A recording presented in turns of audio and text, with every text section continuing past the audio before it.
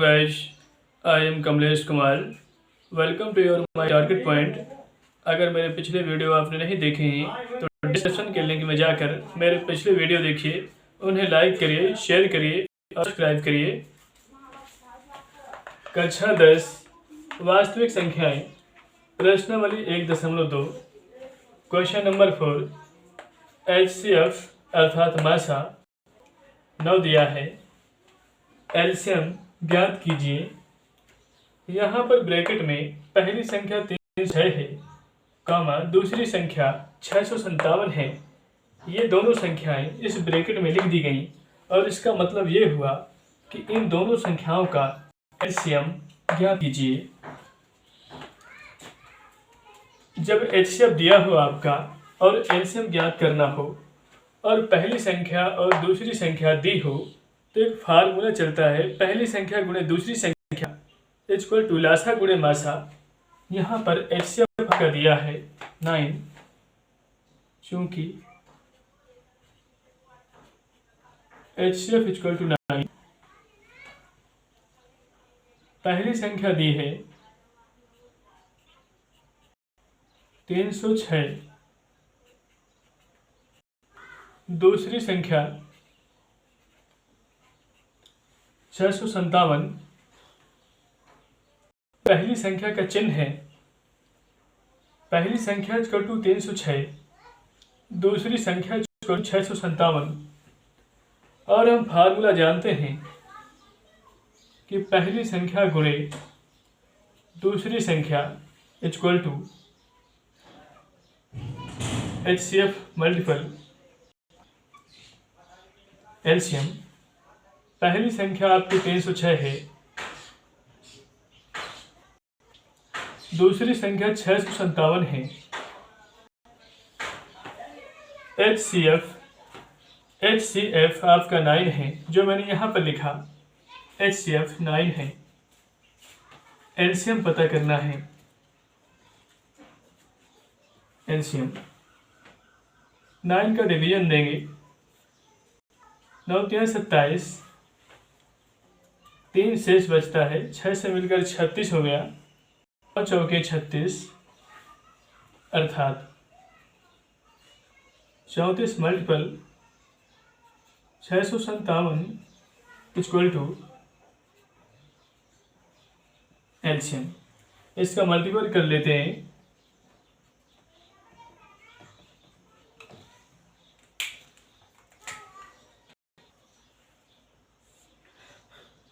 सात चौक 28, कैरी 8, 2 बचता है, 7 21, 21 2 23, 5 चौके 20, 2 बचा, 5 3 15, 15 2 17, 6 चौके 24, 6 3 18, 18 2 20।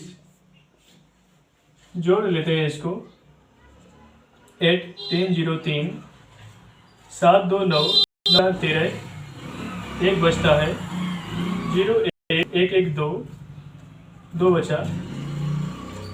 इस तरह से एलसीएम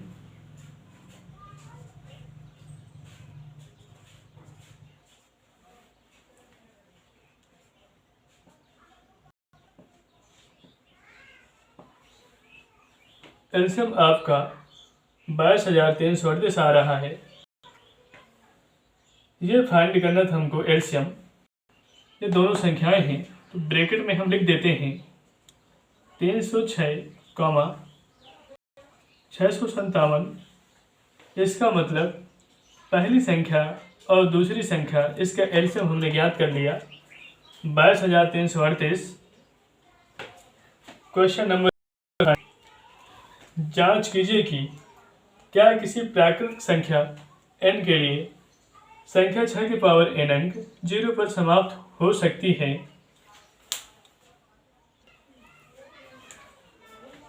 यहाँ पर पूछा जा रहा है संख्या 6 की पावर n अंक 0 पर समाप्त हो सकती है। ध्यान रहे, कोई भी संख्या 0 पर तभी समाप्त हो सकती है जब उसके अभाज्य गुणनखंड में 2 और 5 आते हों। एग्जाम्पल के लिए समझ लेते हैं, ये कोई संख्या 10 है इसकी लास्ट में 0 है, अर्थात 0 पर समाप्त हो रही है। क्यों? क्योंकि इसके अभाज्य गुणनखंड में 2 और 5 आ रहे होंगे। यदि किसी संख्या में 2 और 5 अभाज्य गुणनखंड में नहीं है तो वह संख्या 0 में कभी भी समाप्त नहीं हो सकती, क्योंकि 2 और 5 ही 0 लाने के लिए आवश्यक होते हैं।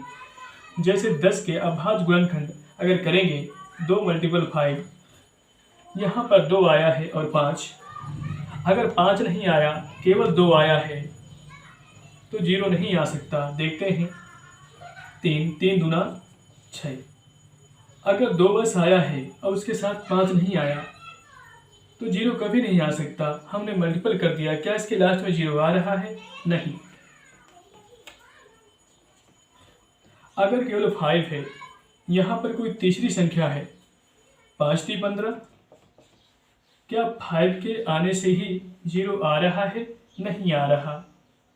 इस तरह से हम कह सकते हैं कि अगर किसी भी नंबर के अभाज्य गुणनखंड में 2 और 5 आते हैं तो संख्या के लास्ट में 0 अवश्य आएगा। यहाँ पर पूछा जा रहा है 6 के पावर n। n एक प्राकृत संख्या है जो आगे बता दिया गया है। 6 के पावर n अंक 0 पर समाप्त हो सकती है। सबसे पहले सॉल्यूशन करेंगे इसका, क्योंकि 6 के पावर n = 6 के अभाज्य गुणनखंड करेंगे और पता करेंगे 2 और 5 दोनों साथ साथ आ रहे हैं। 6 के अभाज्य गुणनखंड 2 × 3 = 6, इससे डिवाइड कर देंगे। 6 की जगह 2 × 3 आएगा, अभाज्य गुणनखंड 2 × 3, पावर n लगा है। आप देख रहे हैं कि 6 के पावर n इसके अभाज्य गुणनखंड में 2 × 3, मैंने पहले ही कहा था। पूछ रहा है अंक 0 पर समाप्त होगा, मैंने पहले ही कहा था 2 के साथ 5 भी आना चाहिए, परंतु 2 के साथ 5 नहीं है, अर्थात अभाज्य गुणनखंड में 2 और 5 साथ साथ नहीं आ रहे, इसका मान 0 पर समाप्त नहीं होगा। हम कहेंगे चूंकि 6 के पावर n के अभाज्य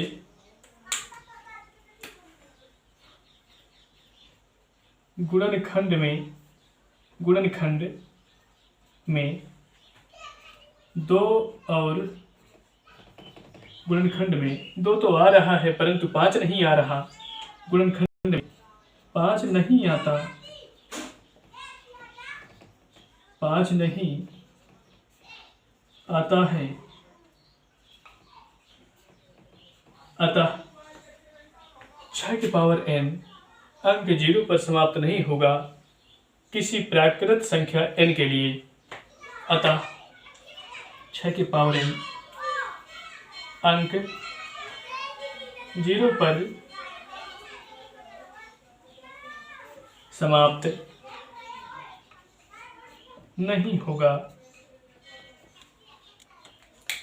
अगर मेरे कंसेप्ट समझ में आए हों, मेरा वीडियो समझ में आया हो तो मेरे वीडियो को लाइक करिए, शेयर करिए और सब्सक्राइब करिए। Thanks for watching this video.